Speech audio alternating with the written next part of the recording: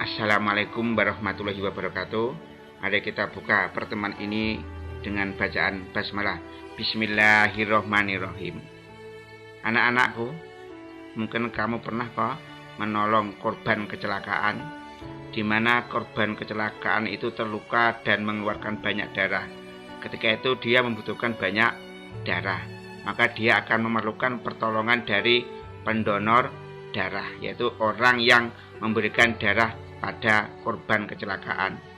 Ketika kita meminta bantuan darah, maka darah itu harus segolongan, sehingga darahnya yang diberikan ke korban kecelakaan tidak menggumpal, tapi bisa bercampur, bisa menyatu. Nah, di sini dari hasil penemuan oleh seorang ilmuwan Karl Steiner dari tahun 1900, dia menyatakan bahwa ada 4 golongan darah, yaitu A, B, AB, dan O. Nah, di sini di dalam kandungan darah kita, ya dasarnya penggolongan darah itu adalah ini, keberadaan kandungan eritrositnya atau sel darah merah, ya keberadaan agglutinogennya sel darah merah kita, dan keberadaan antibodi atau agglutinin di dalam plasma darah kita.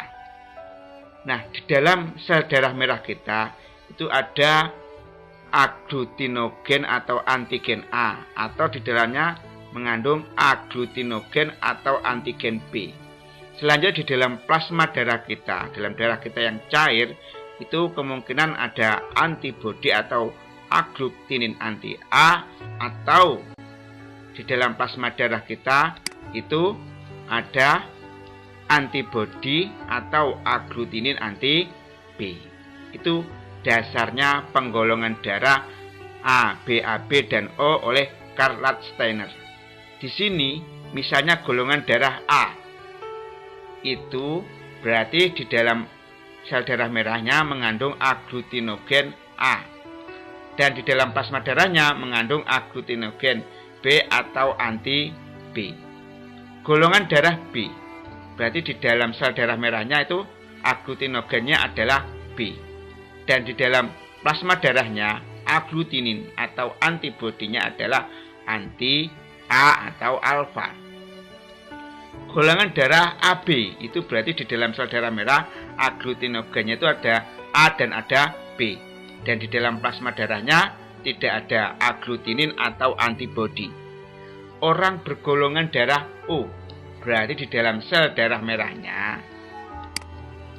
itu tidak ada agglutinogennya, dan di dalam plasma darahnya itu ada agglutinin atau antibodi anti A dan antibodi anti B. Penggolongan darah kandungan agglutinogen dan agglutinin itu menjadi dasar di dalam pendonoran darah. Mungkin kalian pernah periksa darah di puskesmas atau di tempat lain, atau praktek. Nah, bagaimana cara prakteknya untuk mengidentifikasi golongan darah seseorang? Maka di sini untuk itu akan perlu bahannya untuk mengidentifikasi golongan darah adalah ada serum anti A, serum anti B, dan serum anti A dan B. Orang bergolongan darah A, jika darahnya dicampurkan ke dalam serum anti A, serum anti B, serum anti AB, maka yang bercampur itu adalah serum anti B. Yang serum anti A, serum anti B itu menggumpal, tidak bercampur. Orang bergolongan darah B, maka di sini darahnya akan dimasukkan ke dalam serum anti A, serum anti B, serum anti AB. Di sini serum anti B, serum anti AB menggumpal, yang serum anti A itu bercampur, tidak tertolak. Orang bergolongan darah AB, maka jika semua darah dimasukkan ke dalam serum anti A, serum anti B, serum anti AB, makanya semuanya menggumpal. Orang bergolongan darah O, jika darahnya itu diberikan kepada di dalam serum anti A, serum anti B, dan serum anti AB semuanya bercampur. Tidak ada yang tertolak atau menggumpal. Nah, ini menjadi dasar bagaimana kita memberikan darah dan bagaimana ketika kita menerima darah.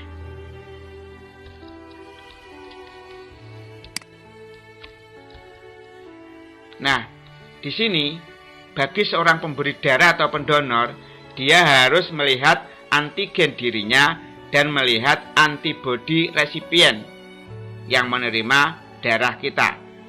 Bagi resipien, dia yang menerima darah, dia harus melihat antibodi dirinya dan melihat antigen dari pendonor. Nah, di sini kita akan belajar untuk bagaimana golongan darah bisa diterima atau ditolak.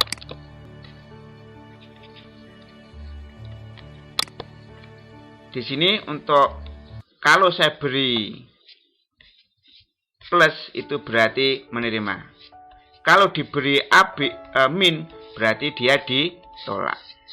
Nah, di sini ada golongan darah A, B, AB, dan O sebagai pendonor. Selanjutnya, golongan darah A, B, AB, dan O sebagai resipien penerima. Golongan darah A itu berarti dia punya agglutinogen A. Nah, kalau kita memberikan darah, kita perhatikan agglutinin atau dari resipien. Di sini misalnya golongan darah A diberikan pada orang golongan darah A juga. Di sini anti B, berarti tidak tertolak karena yang ditolak adalah B. Ini berarti ini plus.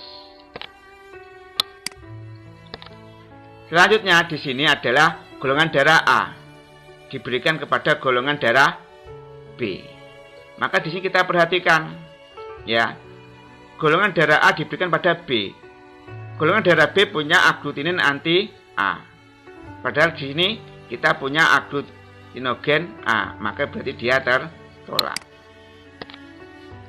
Kalau golongan darah A diberikan pada golongan darah AB.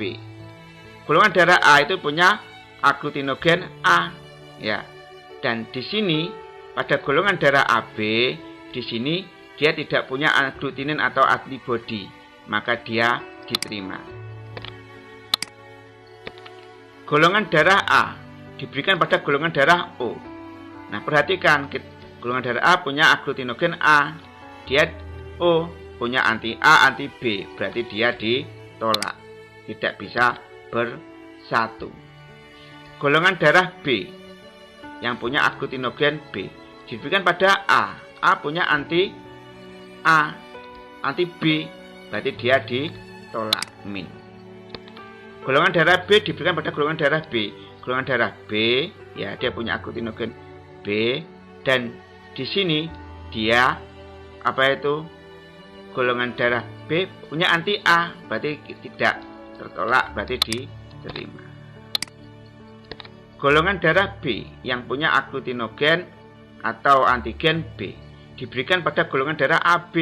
Golongan darah AB tidak punya agglutinin, tidak punya antibodi, maka di sini dia adalah diterima. Golongan darah B diberikan pada golongan darah O. Golongan darah O itu punya anti A dan anti B, padahal di sini ada agglutinogen B, berarti dia tertolak, min. Golongan darah AB yaitu punya A dan B. Golongan darah AB diberikan pada A, dia punya A, dia punya A. Ya. Nah, golongan darah AB di sini ketika diberikan kepada A, misalnya ini golongan darah AB diberikan pada A, maka dia ditolak. Golongan darah AB diberikan pada golongan darah B. AB ini diberikan kepada B, dia punya A, ditolak karena ada anti A. Golongan darah AB diberikan pada AB. Nah, ini AB. Orang golongan darah AB tidak punya penolak, tidak punya antibodi, maka dia diterima. golongan darah AB diberikan pada O. Di sini ada A dan B antigennya, dan O itu punya anti A, anti B, ditolak. Golongan darah O, ya ini tidak ada agglutinogen atau tidak punya antigen. Maka karena tidak punya antigen atau agglutinogen, maka semuanya menerima.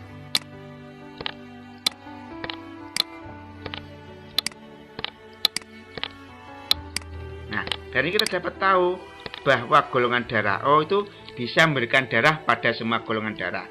Golongan darah AB itu bisa menerima darah dari semua golongan darah. Sehingga di sini ya, golongan darah itu ada resipien universal, yaitu orang dapat menerima darah dari semua golongan darah, yaitu AB.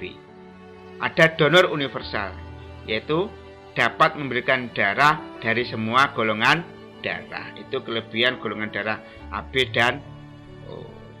Demikian materi dari penggolongan darah.